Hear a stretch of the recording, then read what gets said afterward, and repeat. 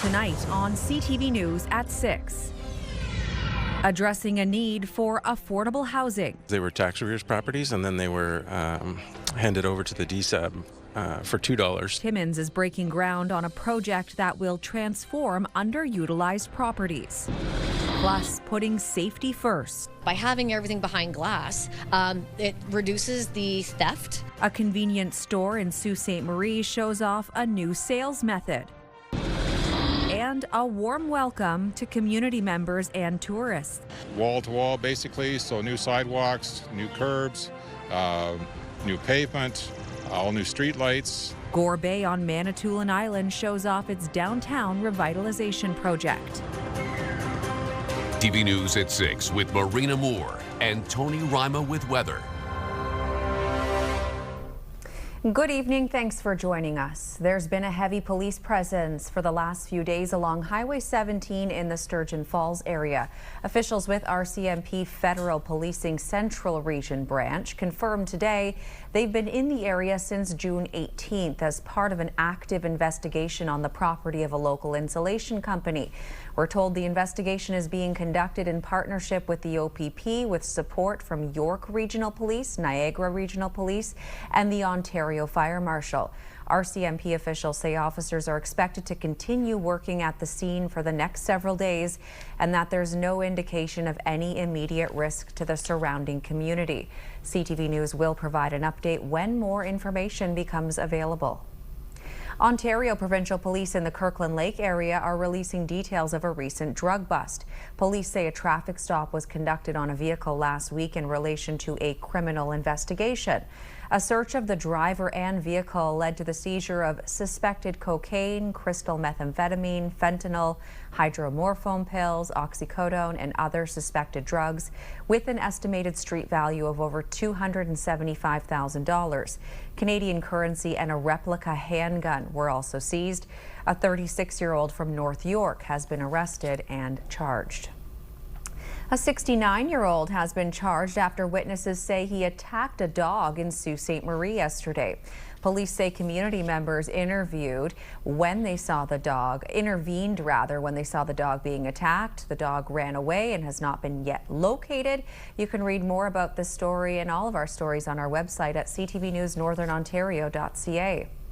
It's construction season across Northern Ontario, which means disruptions for motorists, but also for anyone located along impacted routes, and that includes businesses. CTV's Angela Gemmel has one owner's experience in Sudbury.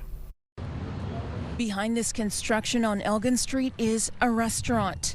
Despite how it looks, the business is open. I understand it has to be done. I understand that. But regarding to my business, really hurts right now.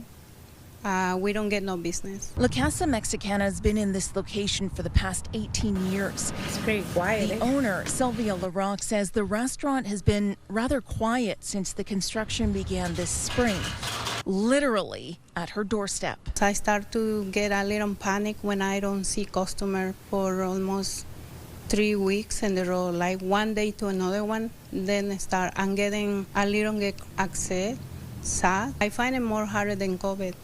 And I don't want to lose my business and account just for the construction. The city of Greater Sudbury says it's working with the downtown BIA to keep communication open between the contractor and businesses affected by the work. It says more signage is coming. Just to remind people that those businesses are still open and redirect people because, a sidewalk might shift one day to the next, so people might not know directly how to get to that business that day. LaRocque is not alone. The Canadian Federation of Independent Business says every summer businesses see loss of revenue, extra costs, and a lack of communication when they're caught in a construction zone. Everybody generally loves the finished construction project. The issue or the challenge is making it to the end of the project, especially ones that are lengthy and disruptive. So anything 6 months and longer, municipalities should be very clear and transparent. LaRocque says she's faced a number of obstacles in the 18 years she's owned the restaurant, including the pandemic and the recent death of her husband. But she's determined to stay in this location as long as she can. Angela Gemmell, CTV News, Sudbury. Municipalities across the north are doing what they can to address current affordable housing shortages. And in Timmins, that's also the case as 4 vacant properties acquired through the city's tax arrears process are being transformed. CTV's Lydia Chubak reports. Several vacant residential lots in Timmins will soon be home to new affordable housing. The Cochrane District Services Board officially broke ground on a $2.9 million redevelopment project that will see 4 one-bedroom duplexes built across the city by the end of next year, creating 8 new housing units. They were tax arrears properties, and then they were handed over to the DSAB for $2 for us to develop affordable housing. Marks says the low cost of the land helps keep the rental units affordable. Every dollar we can save translates into lower rent for the people that will eventually live here. Mark says the units are expected to rent for between $800 and $1,000 a month. The homes will be prefabricated and delivered to the sites before being placed on prepared foundations. We're going to bring the shampoo multi-unit, which is 2 single home residents. And then we're going to lift that on to the foundations with obviously a big crane. The project is being supported by more than $1.7 million in provincial housing funding to help offset construction costs. We're hoping to start in the next month or so. We're just waiting on some permitting and confirmation on delivery date for the shampoo units. In the last decade, the Cochrane District Services Board says it has created just under 200 affordable housing units throughout the district. Lydia Chubak, CTV News, Timmins. Time now for our first check on weather, and it's officially summer. So how is the first week of the new season shaping up? With the details, here's CTV's Tony Rima. Thanks for that, Marina, and good evening, everyone. Not too bad for the second day of summer on our broadcast region and through our forecast radar. Pockets of activity. Beautiful sunny day, it looks like in Timmins there, but in through Sudbury, sudden cloud, and of course some shower activity. So what can we expect? Well, it's going to be unsettled to say the least, and as I hit my clicker, it doesn't seem to be moving all that much, but expect unsettled conditions over the next couple of days. Tomorrow will be nice. After that, temperatures going to tick up, especially on Saturday and Sunday. Full weather details a little later in our show. Marina, it's back over to you. All right, thanks for that, Tony. Gore Bay on Manitoulin Island has one of the region's oldest downtowns, but it's looking pretty fresh just in time for the busy tourist season. CTV's Ian Campbell has more on the town's new look.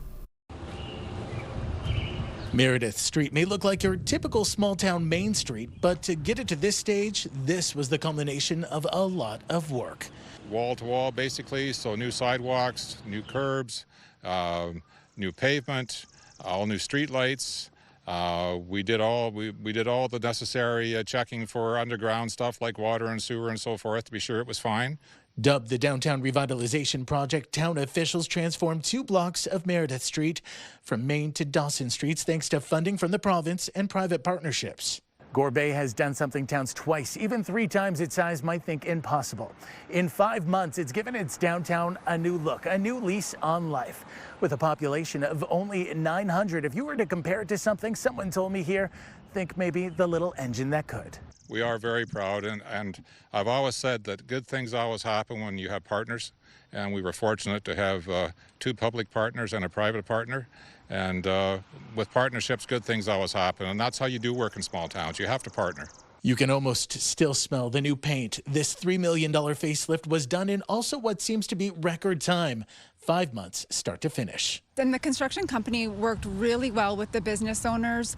They created ramps for customers to be able to access the stores easily, and they were there to offer assistance to get people in and out of the stores. And with little pain last summer, those who live here say there was very little disruption. I think it's awesome. It's a great improvement. When the construction crews were here last year, they were so accommodating that we didn't lose any business at all as far as we could see. Fantastic. I love what we've done in front of the Legion too. It looks good. You know, there's a few points that I don't like, but the majority of it makes it look good. A fresh new look just in time for the tourists. Ian Campbell, CTV News, Gore Bay. And still to come here on CTV News at 6. Sudbury talks tidying up the downtown and making the core a more welcoming and safe place. Plus, we're learning more about sweeping bail and sentencing reforms becoming law.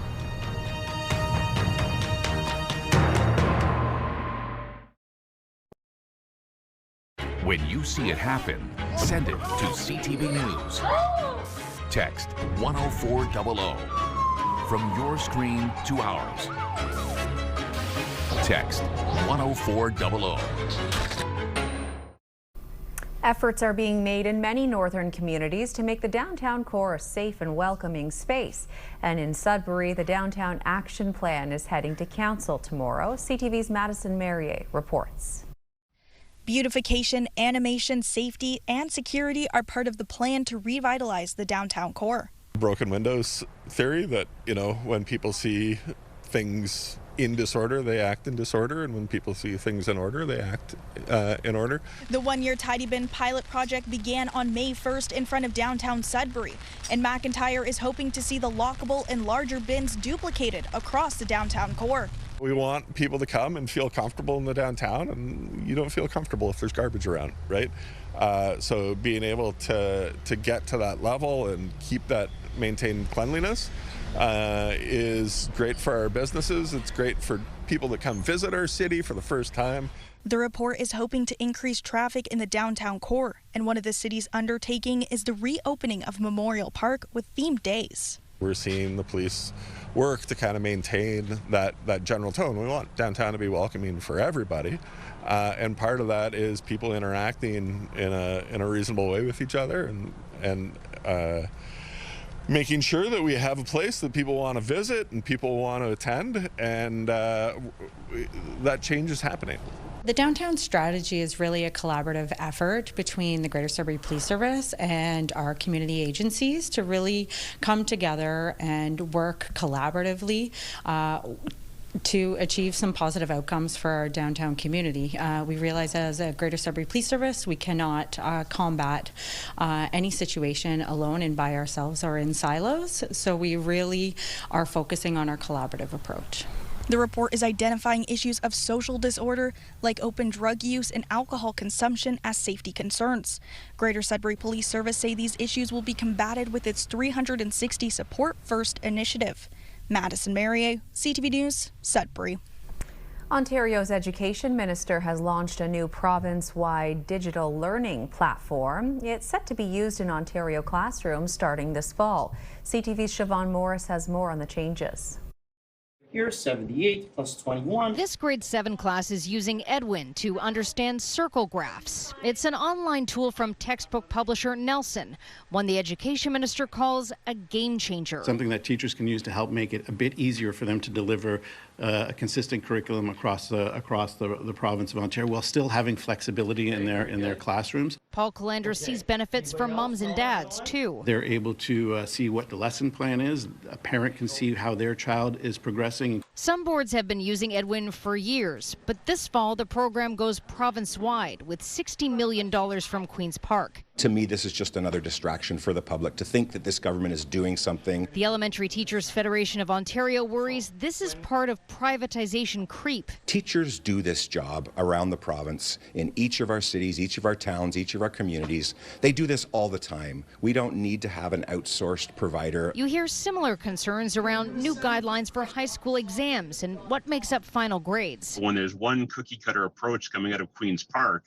I think it really undermines the professional judgment of teachers. Starting this fall, there will be an attendance grade and exams for virtually every class, even gym. For 9th and 10th graders, exams will account for 20% of core subjects like English, math, and science. That bumps up to 25% in senior grades. Educators point out some students may not pursue post-secondary education. And so the wisdom of subjecting them to a 90-minute or 2-hour exam really escapes me. Don't expect new restrictions on cell phones at school in September, but a recent visit to Quebec schools where phones have to be locked up during the day left quite an impression on Calandra. Kids were talking with each other, they were playing cards, and as you walked through the hallways to tour the school, the same thing, right? There was nobody on phones, very engaged. You looked out into the yard, kids were playing again. He needs more time to talk with educators, school board leaders. But I think we'll be coming out with something soon. All of this comes a week after the province and educators began contract talks. And this is expected to be a contentious round of bargaining. Teachers are pushing for smaller class sizes and more funding to address issues like school violence. Siobhan Morris, CTV News. Canada's sweeping bail and sentencing reforms will become law next month, and today we learned details of the changes to come. Bill C-14 is set to take effect on July 15th and includes provisions meant to make it more difficult to get bail for a variety of crimes. CTV's Rahim Ladani has those details. Over the past few years, videos like these have become more common. Violent attempts of extortion against homes and businesses. More than 450 were reported in Peel Region last year. It's one reason why Brampton's mayor is welcoming stricter bail and sentencing laws. We've had a revolving door justice system where the police spend far too much time on the same repeat, frequent flyers as we call them. Politicians and law enforcement were in Brampton today touting Bill C-14, which became law last week. 80 changes to the criminal code, including requiring courts to consider when attacks are unprovoked and more consecutive sentences. We needed to take a stronger approach when it came to violent repeat offenders, particularly on issues like extortion, home invasions, and auto theft. Under the new law, some accused will have to convince the court why they should be released, instead of prosecutors arguing why they should remain in custody. It's a change which has been frustrating Peel police officers for years. Our officers work incredibly hard to protect our community, but find themselves dealing over and over again with the same individuals. With more people behind bars, more pressure will also be put inside already crowded remand centers, raising the question of safety for those who haven't been found guilty. Ontario's Attorney General says there is a plan. We are building new facilities, but we're reopening old facilities that were closed by the previous government, several of them. However, critics are skeptical, arguing some of the new facilities have triple bunking, with cells occupying more people than they're designed for. The Canadian Civil Liberties Association say the new bail and sentencing law is flawed at addressing the root causes of crime. All of the new reverse onus provisions that are specific to offenses apply to people who have no criminal record, no history of violence, and no prior involvement with the law. And so there's a real disconnect between what we've been told this bill does and who it applies to and the reality on the ground. The changes on bail and sentencing will come into effect on July 15th. Rahim Ladani, CTV News. Back we go now for a check on the current conditions this Monday evening, and let's head over to Tony Rima to see where those rain clouds are right now.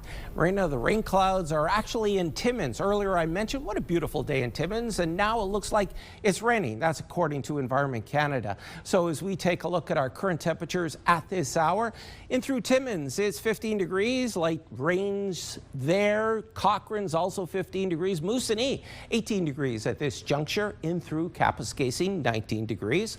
As we head on over to Chapleau, a mix of sun, cloud, and some rain. Wawa 16 degrees, 15 degrees in through Sault Ste. Marie at this point. By the way, big shout out to Sault Ste. Marie, Queen Street Cruise, beautiful weather Friday, Saturday, met so many wonderful people. Also spent Father's Day weekend visiting my father-in-law, Louis Rusiani, and visiting my aunt, Auntie Norma Martinuk. So the weather was picture perfect. 21 degrees in through Parry Sound with a mix of sun and cloud at this hour. As we head north now, in through North Bay, 20 degrees, beautiful evening shaping up there to Miscombe Shores. Some rain in 15, 17 sun and cloud for Kirkland Lake.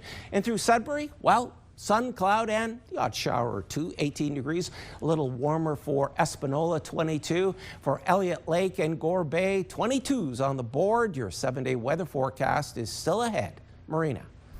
All right, thank you for the update, Tony. Next here on CTV News at 6. The federal government announces a nuclear power strategy, boosting production and doubling capacity, and why British Prime Minister Keir Starmer is stepping down.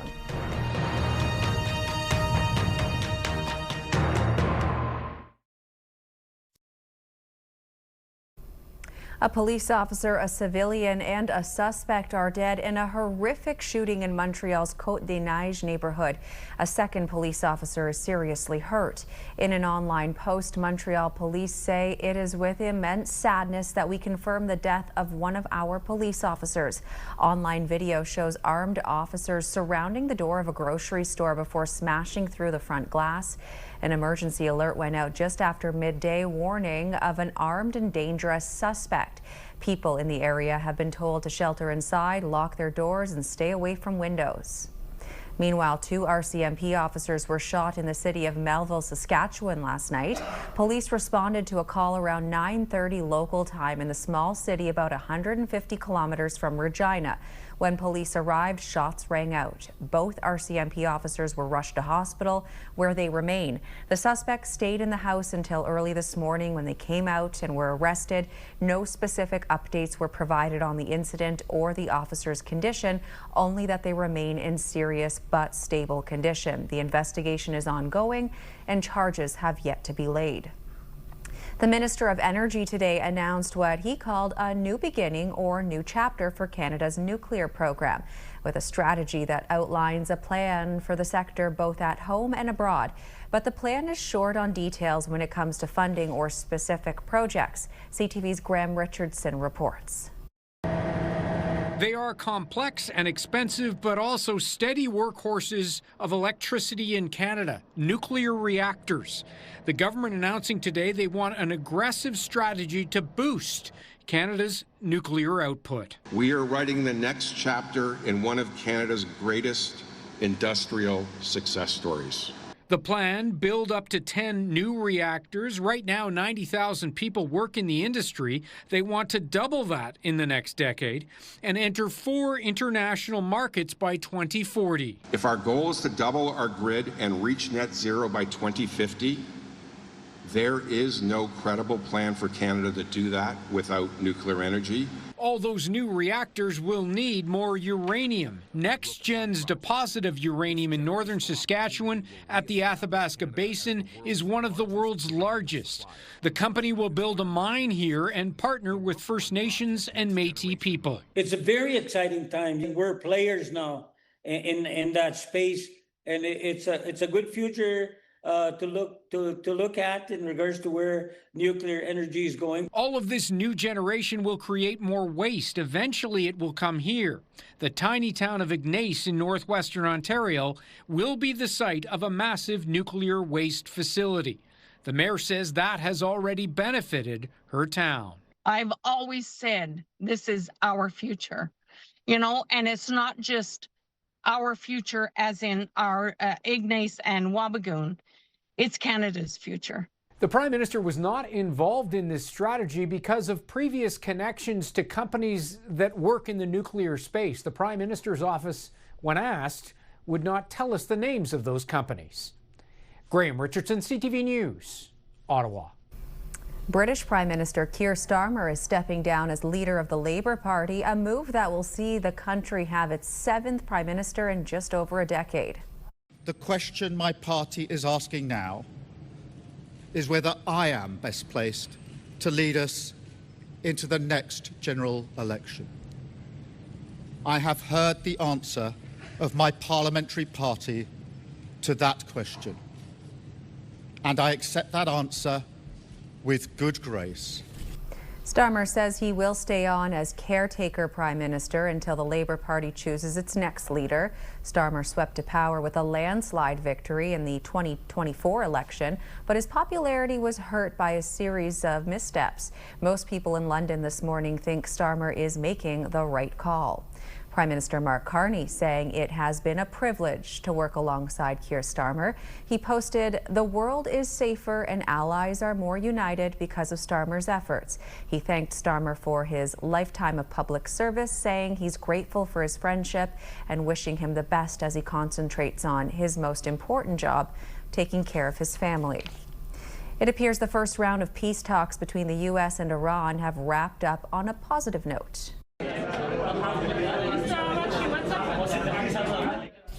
Mediators say talks have made, quote, encouraging progress. Iran's prime minister says sanctions on his country's oil have been waived and some of its frozen assets were released. In a joint statement this morning, Qatar and Pakistan say a high-level committee has agreed to a roadmap for reaching a final deal in 60 days. This morning, U.S. Vice President J.D. Vance said the talks created a good foundation for a successful final deal and that Iran has agreed to invite international nuclear inspectors back into the country. Manitoba's Chief Justice, Glenn Joyal, has been nominated to fill the vacancy on the Supreme Court of Canada. Joyal has served as the Chief Justice of the Court of King's Bench of Manitoba since 2011. Prime Minister Mark Carney says Joyal has demonstrated the integrity, experience, and judgment required of the Supreme Court. The selection process to replace Justice Sheila Martin, who retired at the end of May, began in March. There's more news ahead, but first, let's get to your full weather forecast with Tony Rima and find out if those rain clouds will continue to loom. Tony.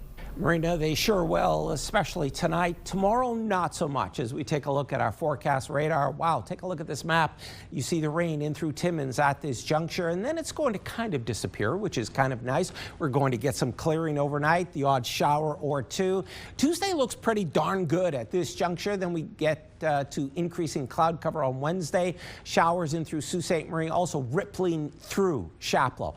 And this is what's causing kind of the up and down weather, the roller coaster weather, if you will. We have a low pressure system and also this trough. High pressure is building in behind me. And you see the red, that means temperatures are increasing, but it's still kind of orange. And there's another trough that's going to develop in through Wednesday. As a result, you're going to get more clouds and shower activity. Temperatures not all that bad. Overnight, this is what you can expect.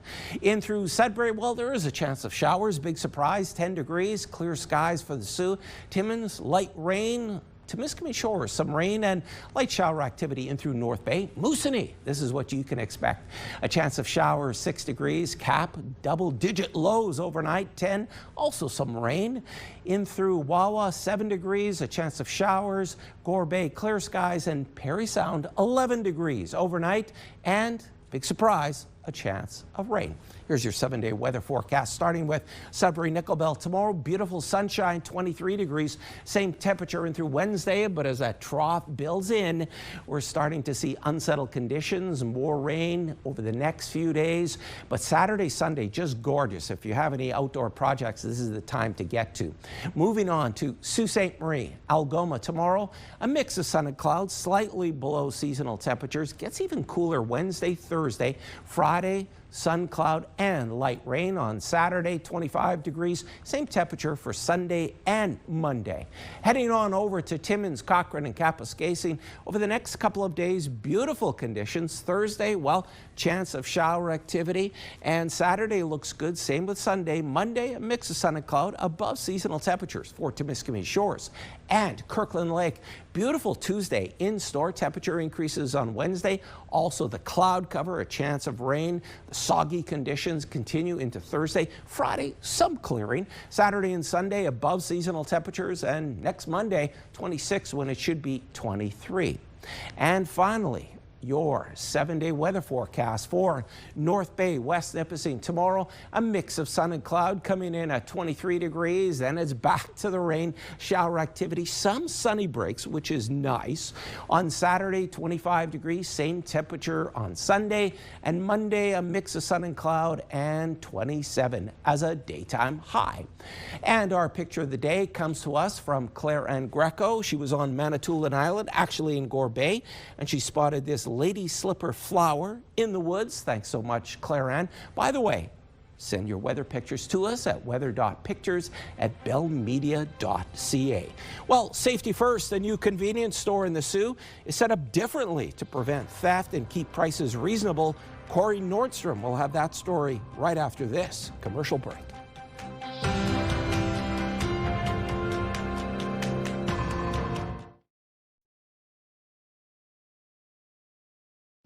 When you're searching online, you may see pop-up ads on social media selling everything from clothing to e-bikes to cosmetics. Often they'll be heavily discounted, making it seem like a great deal, but what you pay for isn't always what you get. CTV's Pat Foran has details. It just feels like a big sleeping bag. Stephanie LaFleur of Milton was online when she noticed an ad for a coat. She clicked on the link and saw it was 42% off, so she bought it for $117. When it showed up, it wasn't like the coat in the photo and was 4 sizes too small. It was nothing like the jacket that was advertised. I did do some measurements. They were off by about 14 inches. The store she ordered it from was called El Toronto, so she thought it was a local purchase. But instead it came from China, which is where she'll have to ship it to if she wants a refund. To return it, I would have to pay for the shipping to send it back to China, which I imagine would be about the same cost as the jacket. It's just terrible quality. Andrea Nash of Vaughan saw an ad for a summer party dress. She paid $85 for the outfit, but says when it showed up, it was nothing like the dress in the advertisements. The dress that they sent me barely resembled the one in the images. When she asked for a refund, she was also told she would have to ship the dress to China at her expense. You're responsible for the shipping, and you have to send it back to our warehouse in China. Unfortunately, the situation is far too common right now. Retail analyst Bruce Winder says the best way to avoid disappointment when shopping online is to stick with brands you already know and trust. A red flag for me is a company that you've never heard of or a company that doesn't have infrastructure in Canada. The risk profile goes up significantly. In the case of LaFleur's coat, CTV News reached out to El Toronto and the company said, "We're here to help resolve the issue. We'll review the details." Days later, LaFleur got a refund, which was great news for her. Thank you so much, CTV. You guys have been great. I really appreciate you guys helping me out with this jacket, and I'm so happy to get that money back. Thank you so much. Pat Foran, CTV News. A Sault Ste. Marie convenience store has recently opened its doors, but not its shelves. Up North Convenience operates what its owners call Detroit style, with all products behind plexiglass, aiming to curb shoplifting while also keeping staff safe. CTV's Corey Nordstrom has more. The owners of the recently opened Up North convenience store call their business layout Detroit style. Local teachers Andrea and Serge Pietramali spent $20,000 on barriers separating customers from the products they wish to purchase. By having everything behind glass, it reduces the theft, and then we can lower our prices because we don't have to jack up the prices to make up for stolen beer, stolen bread, or whatever. It's definitely very safe because anybody who walks in here, their only purpose is going to be to buy something. It's not going to be to steal or to, you know what I mean, to loiter or to see what they can get away with. They don't have that option. The building had previously housed chain convenience stores that Pietramali was told lost thousands every month due to shoplifting. While the glass addresses theft and safety concerns, it also builds relationships by forcing an interaction between customers and staff. Over there. Hey. You're going around, you're picking all the stuff that you want, and then you go to pay, you tap. You don't have to speak to anyone. Here, we have to get the product for you. So you need to talk to us, and then we can go and grab everything that you want. Until Up North's opening this month, locals say the area had become a food desert. They told me it's been a long time since they've had, quote, anything but problems in the area, and they're unbothered by the unique layout of the new convenience store. If they're safe, that means they'll be here longer. And that means lots to us.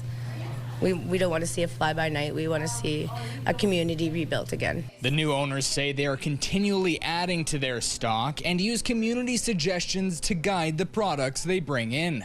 Corey Nordstrom, CTV News, Sault Ste. Marie. In the global economy, the thinking was the bigger the container ship, the better. But in this age of sustainability, the future of shipping takes a page from the past. CTV's Jonathan McInnes shows us how. Containers are loaded into this one-of-a-kind cargo ship docked at the Fairview terminal. But it's not what's going in this ship that makes it unique. it's what's on top. The Neoliner Origin is the only one. It's the first one and it's the biggest sailing cargo vessel in the world right now. The 136-meter-long vessel can carry up to 5,000 tons of cargo. Wind is its main source of propulsion, and that significantly cuts into its fuel consumption. A similar size ship uses 13 to 15 tons of fuel a day. The Neoliner Origin burns through about 1.5 tons. Sales manager Madeleine Poulin-Poirier says delivery times are not affected. Sometimes we're going to be using only the sail, and sometimes we're going to do the navigation on an hybrid mode. We're going to use a little bit of the engine if there's not enough wind to move us sailing forward. Twice by day, sometimes four times by day, we change the route in order to optimize our course and our speed. The ship travels between mainland France, Baltimore, Saint-Pierre-Miquelon, and now Halifax, offering another option for exporters to move their goods. Halifax is one of the most connected ports in the world. We connect with more than 150 countries. And here's another example of the type of linkages that are happening globally between the world and the Port of Halifax. The Neoliner Origin doesn't just transport cargo. There are 6 double cabins that house up to 12 passengers. Per Struck and his wife boarded in Baltimore. We will disembark in Saint-Pierre, and then we will actually fly back to Halifax, and then we do a little Nova Scotia drive. Another unique offering on this one-of-a-kind ship. This is the first Canadian port of call for the Neoliner Origin. The plan is to make monthly stops here in Halifax and potentially increase the frequency of those stops down the road. Jonathan McGuinness, CTV News, Halifax. Incredible. Still ahead here on CTV News at 6. The music mogul behind stars like Whitney Houston and Bruce Springsteen is being remembered today. Stay with us.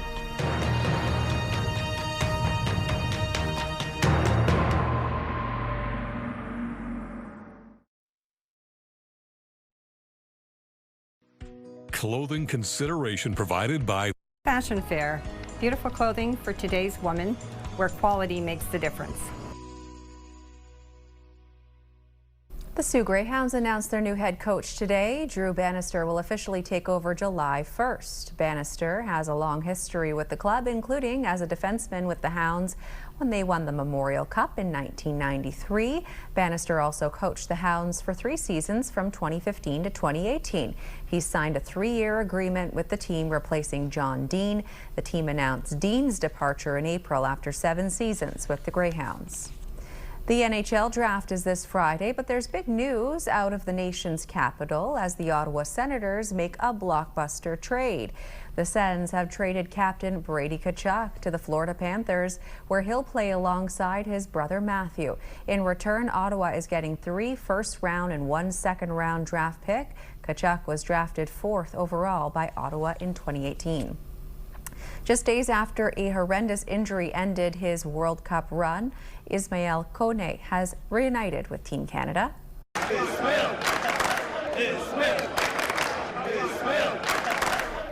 It was a hero's welcome for the 24-year-old from his teammates and coach Jesse Marsh after his release from hospital in Vancouver. The team also thanking the staff and medical team at Vancouver General Hospital after Kone underwent surgery for a broken left leg suffered in the game against Qatar last week. Team Canada plays Switzerland Wednesday. A winner draw will give Canada the win in Group B and see them advance out of group play. And tomorrow night, Panama and Croatia will take the pitch. Both teams lost their opening matches and will be hungry for a win. Live coverage of that game will be right here on CTV at 6:30 p.m. The Northern Ontario Music and Film Awards, known as NOMFA, were held over the weekend in Sudbury. The award goes to Ajax by Peach Pack. I was honored to be in attendance Saturday evening at Place des Arts to present the award for Outstanding Music Video. 14 awards in various areas of both the music and film industries were handed out in total, including one to Hollywood actor Bryan Cranston for his role in the film Everything's Going to Be Great, which was shot in North Bay. Cranston accepted his award via video. Dozens of incredibly talented nominees from across Northern Ontario were in attendance, and several musical acts took the stage to perform. NOMFA was a 3-day gathering, which also included industry sessions, artist showcases, and networking activities. A titan of the music industry, Clive Davis, has died at age 94.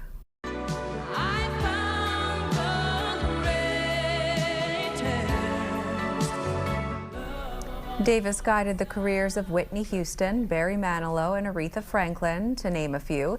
He started his career at Columbia Records, rising to become a household name in the music business. His last position was Chief Creative Officer for Sony Music Entertainment. Davis had been hospitalized recently with respiratory problems. An old game is headed to a new platform, and new episodes of a beloved anime are on their way. Rick Damagella has that and more in tonight's Hollywood Report. Atmospheric entry complete. Extend the wings. Slippy here. So far, so good. This is Peppy. All systems go. Falco here. G-diffuser seems fine. Fox McCloud and his team are back this week in a brand new video game. Nintendo is releasing Star Fox exclusively for its Switch 2 game console. The adventure launches Thursday, June 25th. About a year ago, Lucy was in a terrible car accident. She lost her short-term memory. 50 First Dates is releasing in 4K this week. The Drew Barrymore and Adam Sandler comedy classic arrives on the high-def format Tuesday, June 23rd. And anime fans can look forward to Bleach: 1,000-Year Blood War: The Calamity arriving in theaters this week. Fathom Entertainment is screening the first 3 episodes of the series from June 25th through the 29th. In Hollywood, I'm Rick Damagella.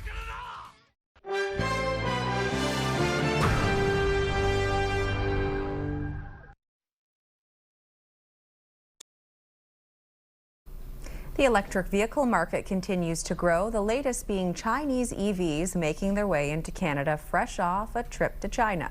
The industry minister is in Japan, pushing for even more EVs for the Canadian market. CTV's Judy Trin is in Tokyo, where a larger trade mission is underway.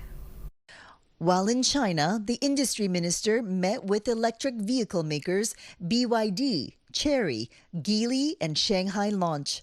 The companies want more access to the Canadian market, so Melanie Jolie pitched manufacturing the vehicles in Canada. There's a reckoning in the auto sector that you have to build where you sell.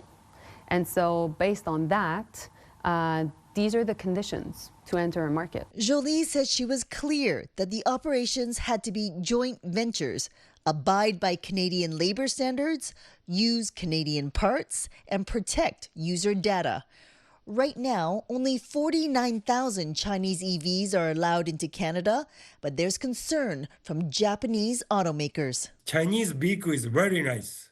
Exterior, interior technology is amazing and also very good price. So I think it's very difficult for us to fight. 2 months ago, Honda halted a planned expansion in Alliston, Ontario to make EVs. The company's Canadian president, Dave Jamieson, blamed U.S. tariff exposure, but also rising competition from low-cost, state-subsidized, non-market-oriented producers. We're not putting any business in jeopardy. I reject that premise. We are offering the best technologies to Canadians while protecting 500,000 auto workers. And so we want to make sure that we increase the manufacturing footprint of Canada. Jolie did meet with Honda officials while in Japan. During the interview, she hinted that good news is coming for the company's plant in Alliston, Ontario, but she didn't elaborate when asked if a shelved expansion was going ahead. Judy Trin, CTV News, Tokyo. Inflation hit an annualized rate of 3.2% in May, the highest it's been in 2 years. BNN Bloomberg's Marella Fernandez has more. The big reason is still gas prices, which in May spiked 33% year over year. The Iran conflict also led to higher jet fuel costs, which showed up in May. And then there were groceries. The cost of fresh vegetables rose 9%, with a big move up for tomatoes. The price of fresh fruit also moved up over 5%. The memory chip shortages also put pressure on the prices of computer equipment and supplies. Here are the closing numbers for the day. The Canadian dollar's up to 70.62. West Texas Intermediate down to 74.82. Western Canadian Select up 15 cents to 62.45. And the TSX gained 144 points today. Those are your business headlines. I'm Marilla Fernandez. And here are the current prices for some key commodities we watch. Gold is up 37.13, closing the day at 41.9274 U.S. an ounce. Silver also up 32 cents. Copper down 3 cents. And nickel down 9 cents, ending the day at 8.01 U.S. a pound. Back we go over to Tony now for one last look at the weather and what's in store for Tuesday. Thanks for that, Marina. Plenty of sunshine is in store for tomorrow. Let's take a look at your Tuesday weather forecast for Sudbury. A mix of sun and cloud, 23 degrees. Timmins, 22. Lots of sunshine. Mostly sunny in through Sault Ste. Marie. Pretty good temperature. 20 should be about 23 this time of year as a daytime high. North Bay, 23 degrees. Parry Sound, well, sun, cloud, and a 30% chance of rain. You know what that means. 70% chance of it not raining. And Temiskaming Shores, a mix of sun and cloud coming in at 22 degrees Celsius. Marina.